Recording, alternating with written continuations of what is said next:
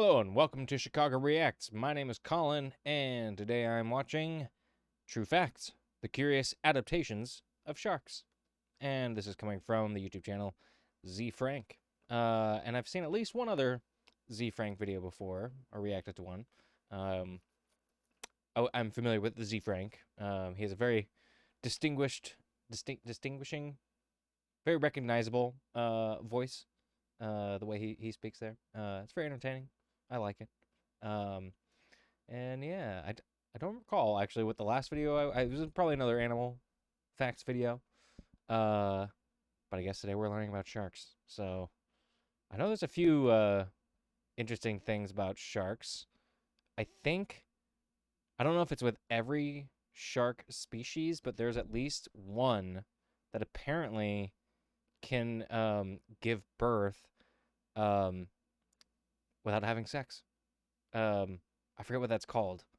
But yeah, like there was a shark. I remember, and the way they discovered it, there was like a shark in an aquarium that they had for a very long time that was isolated. There were no other sharks around, and one day there were two sharks. It gave birth. Yeah, so that's an interesting little fact. So I guess a virgin birth is possible in nature, apparently. Who knew? But yeah, so I think that's enough of an introduction. So be sure to like, share, and subscribe. And I will bring this up into full screen here and the share screen. And let's dive right in, shall we? This episode is sponsored by Brilliant. Learn to think. This right here is a little baby shark. It's cute, isn't it? Rubbing up on that veiny sack. This one was laid as an egg and then abandoned, left to fend for itself. Well, not entirely. The Wait, I didn't know that they lay eggs? I thought they gave mother did leave it attached to that ball. It is a yolk sac and contains enough food to get the baby through to hatching. Provides a bit of comfort too by the looks of it. It's like a stuffy and mushy peas all wrapped up in a testicle. Now, shark eggs come in all sorts of different shapes and sizes, with different ways of attaching to crap on the sea floor. This sex toy here is actually the egg of a crested horn shark, and it's thought to blend in with the kelp that it's often found in. But listen, being an abandoned egg can suck, literally. This is a Port Jackson shark sucking out the insides of one of those eggs. It's using that bottom of the ice cream cone technique too. Knows what it's doing. So they eat their own young too, then? Is that what he's saying? He's sucking out the insides of an egg sac? And also, like, what is the benefit of having the egg sac corkscrew shaped like that? Yeah.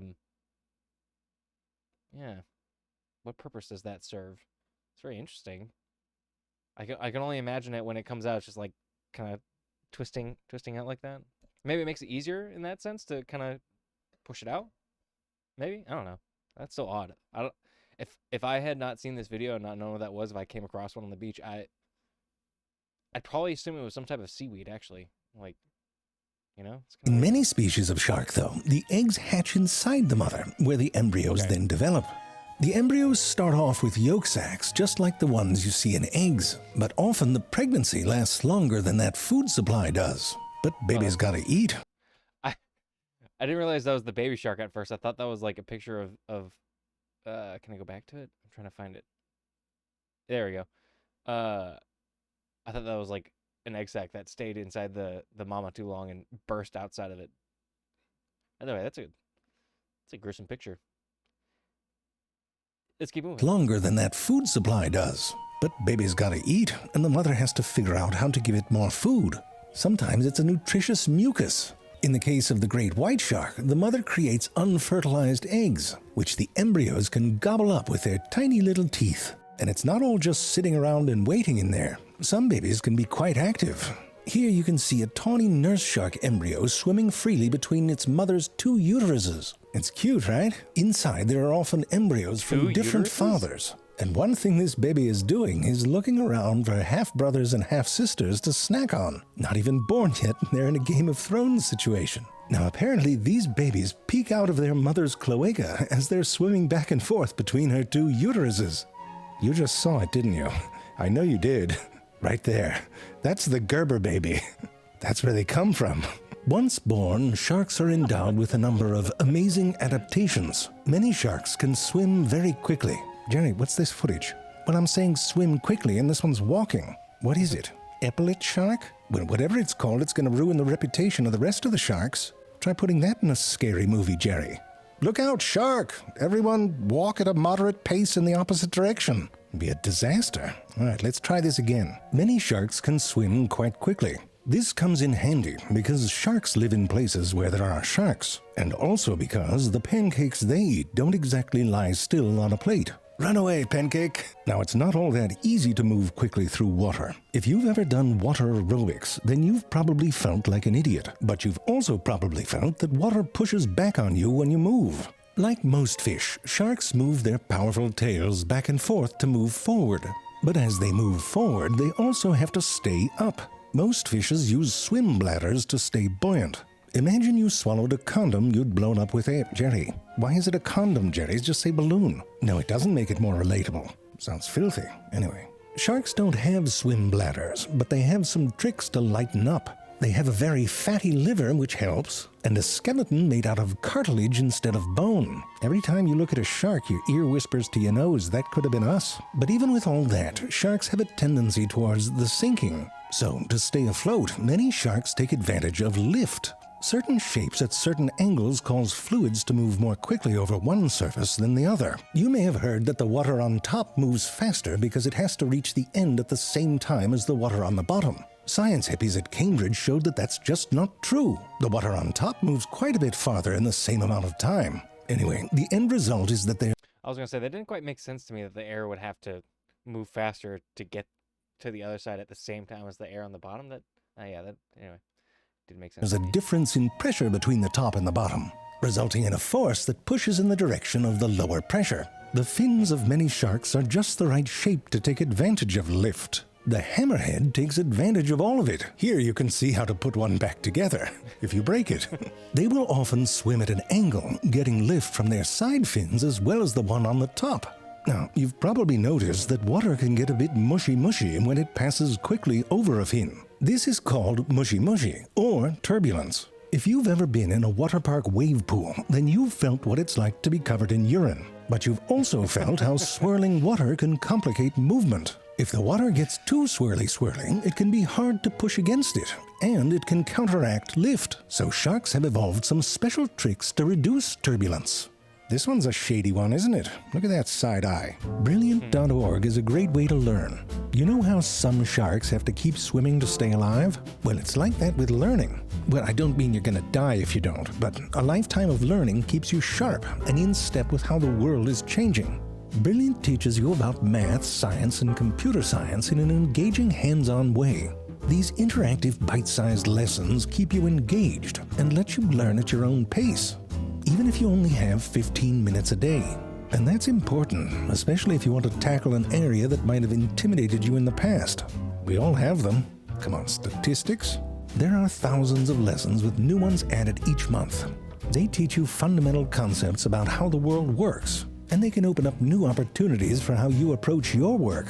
To try everything Brilliant has to offer, free for a full 30 days, visit brilliant.org/ZayFrank or click on the link in the description. The first 200 of you will get 20% off Brilliant's annual premium subscription. Brilliant has been a long-time sponsor of this show, and I'm a fan. Please check them out today. Where were we? Oh, right. Sharks have evolved some special adaptations to reduce turbulence. Their skin is covered with denticles. Not like denticles of the octopus, but rather denticles, which are made from exactly the same thing that teeth are made out of, dentin and enamel. Science hippies tested these denticles to see what effect they have on the flow of water around the shark. The tips of the denticles interact with the fast-moving water, but between them, water is sort of trapped in an eddy. And Eddie doesn't like that one bit. The net result is that less of the surface of the shark is interacting with the faster flow. This means less drag and more efficient swimming. Listen, you try to swim in drag. Your boa gets all tangled, and never mind the petticoat. Now, the short-fin mako is the fastest shark, reaching speeds of 70 to 100. That last joke took me a second, but I got it. 100 kilometers an hour. They have special denticles. If water begins to curl backwards on their skin, creating drag, Their tentacles pop up and trap that backward flowing water, which reduces the drag and lets them swim faster. But having your body covered in teeth has some other benefits. I mean, it's like having a little coat of armor. The whale shark, for example, has an interesting challenge. Its eyes protrude from the sides of its head. You know you're gonna bump those into the corner of a coffee table. So you know what they did? They put some armor right on their eyeballs, so they can take a scratch or two. And if that's not enough, they can also retract their eyeball into their head. I mean, you could lose a ping pong ball in that hole. Want to see it from the inside? Ready? Yoink. Now, other fish figured out that if you rub against the grain, those tentacles can be used as an exfoliator. Scratchy, scratchy. I mean, it comes with some risks, I suppose. It's like using a lion's mane for a hand towel. Personally, I prefer my conveniences be a bit farther from a set of teeth. Now, in some sharks, denticles seem to play a very different sort of role. These sharks have photophores, cells that can create light. In fact, a shark, the kitefin shark, is the largest bioluminescent vertebrate. Oftentimes, they have a lot of these photophores down on their underpants, so that when you look up at them, they blend in with the light coming down from above. You can hide from other sharks or something that you plan on eating. The denticles that surround these photophores seem to act like little light diffusers, creating a more even glow. Other sharks can glow, but in a different way. Two species of cat shark have cells that fluoresce, meaning that they don't generate light, but rather they take in one wavelength of light and use it to emit a different wavelength of light. In this case, they take in blue and spit out green. You can see that some of these denticles are transparent, allowing the light to shine through. Even their eggs glow. Now, this sort of glowing seems to be more about visual communication between the sharks. Males and females have different patterns, and it's possible that other fish can't see this light that they emit. So the cat shark can be camouflaged for an ambush, but perfectly visible to a potential mate, like cracking a glow stick at a rave to get someone's attention. Now, up close, sharks do rely on their vision to communicate and to hunt, but sometimes the water can get murky, and some things that are delicious bury themselves under the sand. To help with this, sharks have another set of sensory organs. Right there, all those little holes that look like a 5 o'clock shadow, those are ampullae of Lorenzini, the second most fun to say organ, right behind islets of Langerhans. The little pores lead to canals. What are the islets of Langerhans? Is that a part of the shark? Is that like the... Anyway. Maybe... probably not going to explain. Which are filled with a conductive jelly. Looks a bit like Vaseline when you squeeze it out. I mean, I'd be doing that all day. Nerve fibers are in contact with the jelly and can sense small changes in electrical potential or voltage. Now, living things have electrical fields around them, which can change when charged ions move suddenly between membranes, like when you flex a muscle, for example. Even shark babies can sense changes in this electrical field. Watch this one. An electrical field is about to be turned on. There, look at that. Becomes completely motionless. Hammerheads have a whole bunch of these sensors up front on their face where evolution stepped on them. Now, the sawfish is not a shark, it's a ray, which is closely related. It has sensors all up and down that front bit, its rostrum. It certainly comes in handy when your eyes are on the top and your mouth's on the bottom. It uses that rostrum sort of like an old man with a metal detector. You know, out there alone, sweeping. I don't think I knew that rays were related to sharks, or that, like...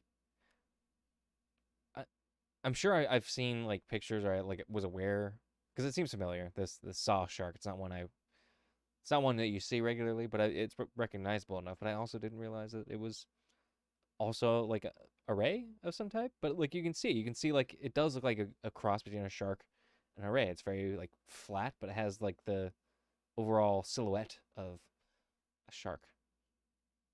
Fascinating. Interesting. Ping it back and forth, sometimes doesn't even turn it on, just doesn't want to say hi to people. Anyway, if the rostrum does detect something, conveniently it doubles as a weapon. And listen, it uses it exactly like you would if you had one of those things. Wah, wah, wah, wah! On guard! Yeah, yeah, yeah, yeah, yeah, yeah, yeah, yeah. And if they're not slicing at it, they can use their rostrum to press their prey against the ocean floor until they can slurp it up. Now, unlike sawfish, sharks often don't have something to push up against when they catch their food. I mean, eating underwater can be challenging with your food floating around like that. Look at those two little fish out on a risky first date. If you've ever bobbed for apples, then you know what it's like to have a mouthful of other people's saliva. You also know that in water it can be difficult to get things in your mouth without the use of hands. But sharks have figured out a few ways to go about it. One approach is called ram feeding, sort of a floating orifice or fleshlight of the sea, perhaps fellatio as yet unrealized. It's essentially just opening your mouth and swimming. Fleshlight of But the that's sea. different than what this whale shark is doing, which is called suction feeding. Stop it. It repeatedly opens its mouth and creates negative pressure, sucking in water and the tiny things that it eats. Also bubbles.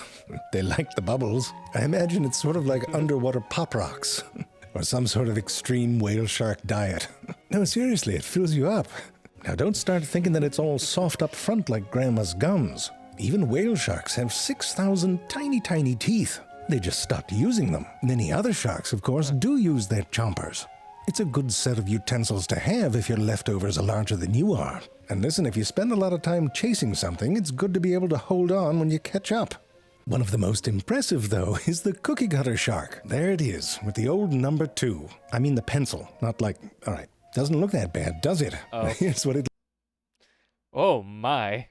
I was not expecting to pause there, but I was just gonna say, why is it called the cookie cutter shark? Why that one in particular makes it look more cookie cutter like? Anyway, but that is something I'll see in my nightmares. I think that I like. It almost looks like a creature you'd see in a maybe like a David Cronenberg film, or I was thinking like Eraserhead. Looks like something out of like a nightmare sequence from Eraserhead. Yeah, do not looks like from the bottom. Mutant zombie penis vibes. Their bottom teeth are fused, and their mouths appear to be able to create suction. Their bites look like someone used an ice cream scoop. A lot of people say these sharks spin to create that shape, but there's no evidence for that, and it's probably bullshit. Anyway, other sharks, like those in the genus Squatina, got tired of the chase. They bury themselves, naked, face down, sand in your naughty bits, just saying. But if a fish comes along, it's f***ed. I know what you're saying. What happens when sharks get horny? It's the best segue. Well, I'll tell you forthwith. These are basking sharks, and it's thought that this circling is part of their mating behavior. You know, check out the tail you might want to get with. As with most fish, they can't talk, which actually probably makes it easier to flirt. They use signals, like the classic head bob. Yeah, I see you. And if they're into it, they might turn over and show you the rest of the package. It's quite cute, almost refined.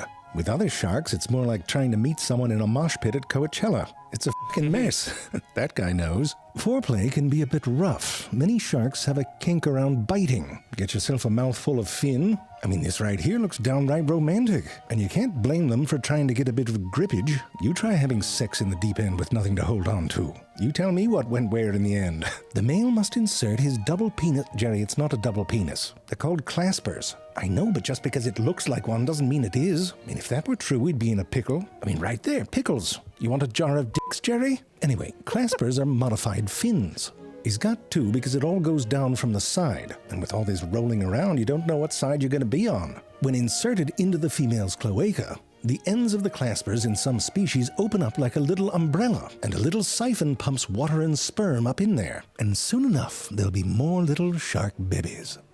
Look at that turtle back there. I mean, that's a dirty turtle. What else? What do you mean, Jerry?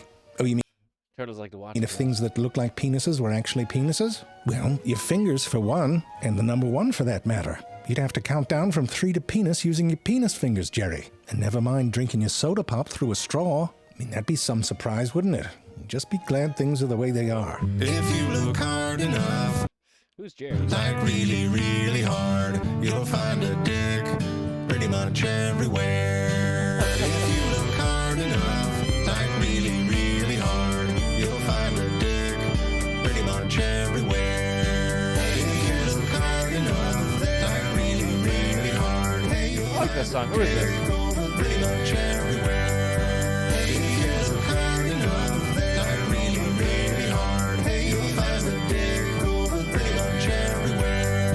There's a little dick on the floor. There's a little dick on the door. There's a little dick on me. There's a little dick on the tree. There's a little dick on the floor. There's a little dick on the door. All right. I'll jam it out to that song. I like that. And it's true. There are dicks everywhere. Well, very fascinating, interesting, a little gross, But yeah, an interesting watch. Another entertaining and educational video. So thank you, Z Frank, much appreciated. Wait, didn't I just ask who Frank was? And I totally forgot. The Z Frank. He is Z Frank. Yeah. Anywho, thanks for watching, everyone. I hope you enjoyed. Be sure to like, share, and subscribe if you want to continue watching me react to Z Frank, or I don't know, anything else you might suggest. Put it in the comments. If you're subscribed, you're more likely to get your suggestions, recommendations seen. So be sure to do that. And until then, I'll see you next time.